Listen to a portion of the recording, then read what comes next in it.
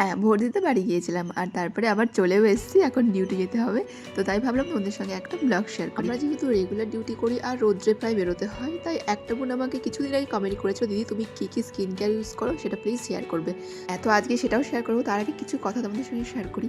এই যে তোমরা আমাকে জানো একজন হেলথ অ্যাসিস্ট্যান্ট ফিমেল পদে কাজ করতে, মানে একজন এএনএম দিদি আমি। তো আমার এই মাস থেকে এএনএম দিদি প্লাস সিএইচও দিদির যে কাজ হয় সেই দুটো কাজই আমাকে হ্যান্ডেল করতে হবে। কারণ আমার সেন্টারে যে সিএইচও দিদি আছে তিনি গেছেন মেটার্নিটি লিভে। তো যার কারণে এখন 6 মাস টানা আমাকে এই সবটা দেখতে হবে। শেয়ার করে আমি কী ইউজ করছি। দেখো, প্রথমে আমি ইউজ করছি ডট-ইন-কির একটা সিরাম। আর আমি যা সমস্ত আজকে ইউজ করবো সবগুলোই হচ্ছে অ্যান্টি অ্যাকনে, কারণ আমার মুখে আগে প্রচুর অ্যাকনে বেরোতো এবং অনেক ডার্ক স্পটও ছিল।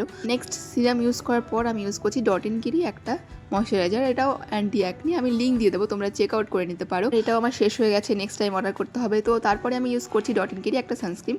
তো এইগুলো আমি ইউজ করছি প্রায় 2 মাস হলো। এখন এই প্রোডাক্টগুলো এসেছিলো, আমি ওপেনিং একটা ভিডিও করেছিলাম। তো সেখানে আমার মুখের যে অ্যাকনেগুলো ছিল কতটা স্পষ্ট বোঝা যাচ্ছিলো, বাট 2 মাস ইউজ করার পর অনেকটা লাইট হয়েছে। তোমরা গিয়ে সেই ভিডিওটা চেক আউট করতে পারো, আমি লিঙ্ক দিয়ে দেবো। এটাই আমার অনেস্ট স্কিন কেয়ার রুটিন। এর বাইরে আমি কিচ্ছু ইউজ করি না। হ্যাঁ, আরও একটা ক্রিম আছে যেটা আমি রাত্রি ইউজ করি, সেটা হোমমেড। তো সেটার লিঙ্ক তোমাদের সঙ্গে শেয়ারও করতে পারবো না, দেখাতেও পারবো না। তো যাই হোক, চলো আমি রেডি হয়ে গেলাম। এবার আমি বেরোচ্ছি ডিউটির জন্য। আর বলাই তো হয়নি যে আজকে হচ্ছে ফার্স্ট স্যাটারডে, মানে আমাদের প্রথম যে রিভিউ মিটিং হয় সেই মিটিংটা আজকে। তো মিটিংয়ে যাওয়ার দিন, সেই দিন ওয়েদারটা জাস্ট দেখো, চারিদিকে অন্ধকার হয়ে এসছে, প্রায় ঝড় উঠবে।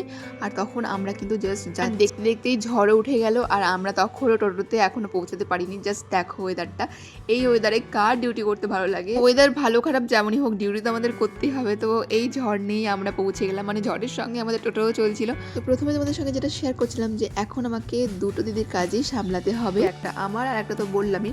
তো বুঝতেই পারছো আমাদের নিজেদের কতটা হেডেক থাকে, তার ওপর আরও কত কিছু প্রেশার এখন হবে। তো আমি জানি না আমি দিনগুলো কী করে পার করবো বা পারবো কিনা, ভিডিও করার মতো সময় বা এডিট করার মতো এনার্জি থাকবে কিনা সেটাও জানা নেই। তো আমি সত্যি জানি না যে নেক্সট ভিডিও কিভাবে কবে দেবো। তো তোমরা আমার পাশে থেকো, আমি যখনই সময় পাবো তোমাদের সঙ্গে ভিডিও শেয়ার করার চেষ্টা করবো। এই প্রফেশনটাকে জানে বা একটু বোঝে তারা বুঝতে পারবে যে আমি কী কথাটা বলছি বা কেমন প্রেশার আমার উপর আসতে চলেছে। যাই হোক, চলো আমি চলেও এসেছি বিপিএসসি, তার এসে দুটো ফুলও পেরে নিয়েছি, কারণ এগুলো ঝড়ে একটুখানি পড়েও গিয়েছিল, সেখান থেকে তুলেছি। এরপর আমাদের মিটিং শুরু হয় এবং তারপরে আমাদের একটা ছোট্ট করে অনুষ্ঠান হয়, যেহেতু আমাদের দুটো দিদি ট্রান্সফার হয়ে চলে যাচ্ছে তার জন্য, এবং নতুন দিদি এসেছে তাকে ওয়েলকাম করা হয়। তার জন্য দিদিরা আমাদের সেদিন কী খাইয়েছিল চলো শেয়ার করি। তো প্রথমে ছিল মিষ্টি, এরপরে ছিল কি দেখো রুমালি রুটি, আর তার সঙ্গে ছিল চিকেন চাপ। তো আমরা এগুলোই সেদিন বসে বসে খাচ্ছিলাম, কারণ আমাদের সেদিন লাঞ্চ করতে করতে অনেকটা বেলা হয়ে গেছিলো। এরপরে খাওয়া দাওয়া কমপ্লিট করে আমরা বেরিয়ে পড়লাম। আর হ্যাঁ, শেষে ছিল একটা করে আইসক্রিম। চলো আজকের ব্লগটা এখানে শেষ করছি, কেমন লাগলো জানিও, আর নেক্সট ব্লগ দেওয়ার চেষ্টা করবো তাড়াতাড়ি। সবাই ভালো থেকো।